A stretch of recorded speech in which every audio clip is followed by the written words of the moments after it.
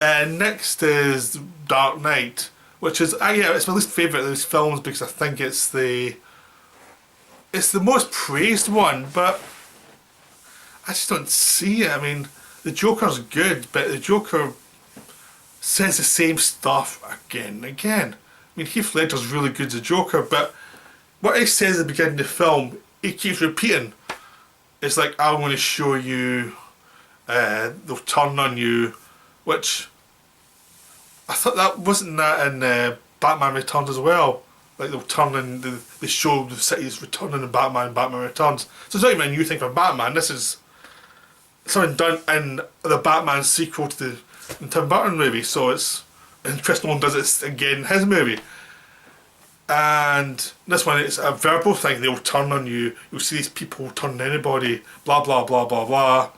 They never do it, even though human history tells you they would. I mean, you've got to look at the Nazis.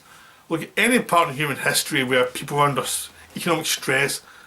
They turn on everybody just to make sure they're okay. But in this movie, apparently they won't blow each other up if they have the opportunity to survive, which makes no sense. The two things with boats, I've complained about it before, where neither side blew each other up, even though anyone with any passing knowledge of humans in the past knows that someone would die in that situation. So that's just an ignorance of humankind. And this is meant to be the film that makes Batman a piece of art, and it's not. It's already art, but it's just not the kind of art that some of the fans want it to be.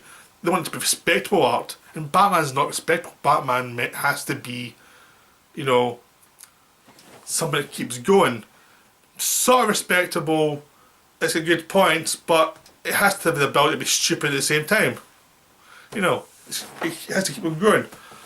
Being respectable makes the character not work. It has to be something that's always changing.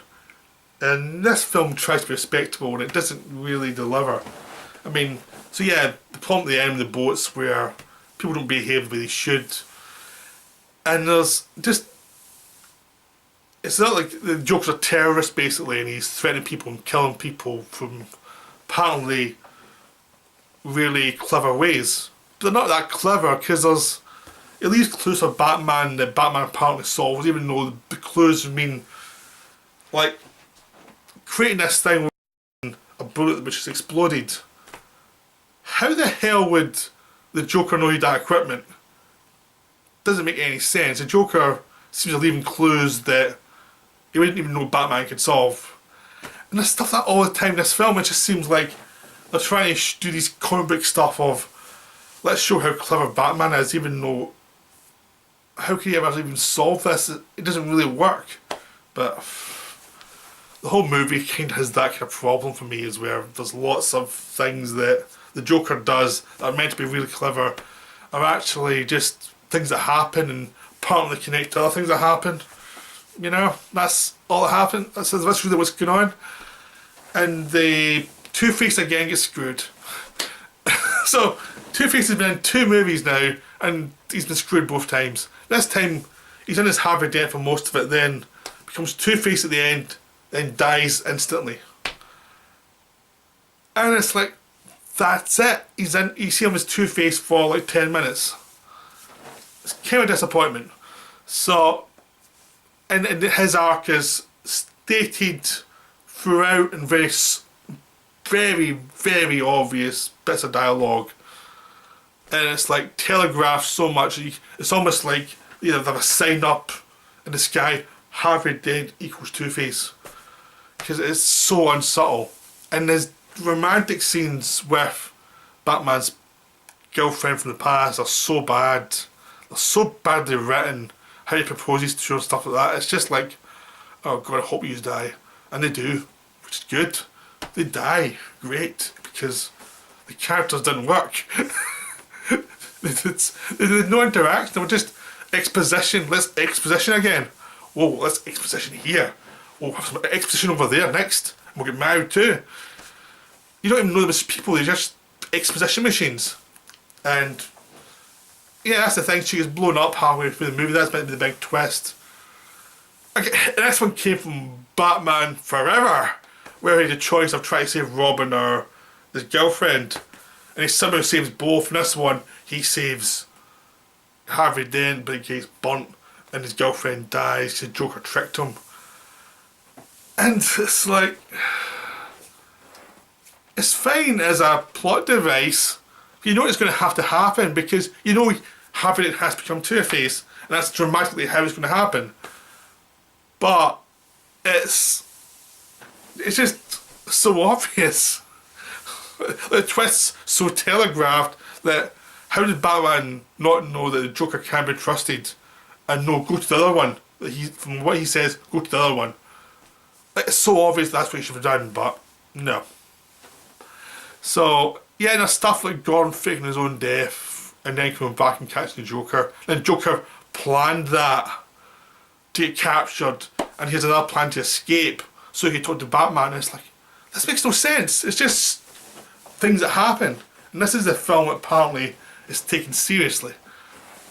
It's a dumb film, and I like Christopher Nolan films, but this one is like, his Batman films I just find are the problem films for him because he just, there's some of the plot of these films that he does that I just think are beneath him. I think he just doesn't connect with superheroes. For me, I mean, for lots of people he does, but for me, his view of superheroes tends to be a bit absurd, and not absurdist, but absurd. Like, he takes seriously things that are stupid about these stories, and takes away the stuff that I think are interesting, like the psychology, the weirdness, the mythic elements. Instead, it's a realism, and all these plot points apparently lead to something, but they don't really. They lead to absurdities, but it's not absurdity that is acknowledged, it's absurdity that is taken very seriously. And it just becomes annoying to watch people say these are serious films. They're not. They're not entertaining, but there's so many plot holes that are like, God, how did this not get brought up? So yeah, I mean, I enjoy Dark Knight. I don't take it seriously, the film. I think visually it's great. I mean, there's some wonderful stuff going on. The action scenes are terrific fun. The acting's fun, even though it's all exposition. Apart from the Joker, everyone else is doing exposition. But it's very busy, so it keeps moving fast. You always, something's happening. But whenever anyone talks, it's either exposition or it's telling you stuff you know already, or stuff that's been told 3 times before. So it's, yeah, it could do with a bit more. I don't know. It's just more depth for me, but that's me. I mean, some people love this film and they'll probably berate me if they ever see this for suggesting this film is not that great. But who cares, really? So for me, that's Dark Knight.